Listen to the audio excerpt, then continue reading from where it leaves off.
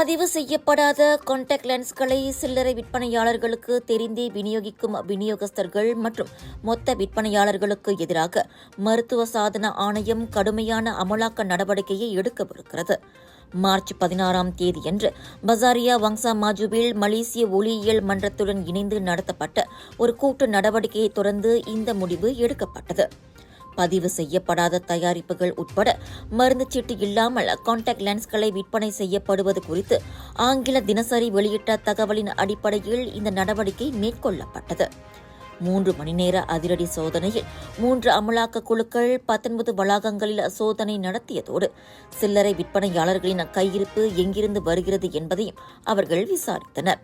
சில வர்த்தகர்கள் தங்கள் பொருட்களை உள்ளூர் மொத்த விற்பனையாளர்களிடமிருந்து கொள்முதல் செய்து கொண்டிருக்க, மற்றவர்கள் அவற்றை தாய்லாந்து மற்றும் சீனாவிலிருந்து இறக்குமதி செய்தனர் அல்லது இணையம் வழியாக வாங்கியுள்ளனர்.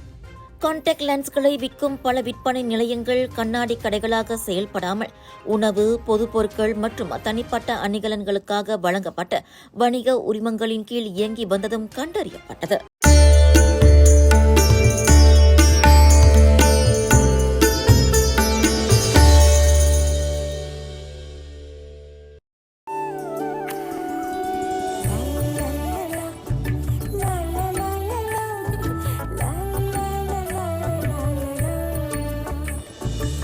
எல்லார் நம்பிக்கையும் நிறைவேறணுங்கிறது தான் ஏன் பிரார்த்தனை. ஜெட் பிளாக் 3 in 1 ஊதுபத்தி, அசல் 3 in 1 ஊதுபத்தி. பிரார்த்தனை கைகூடும்.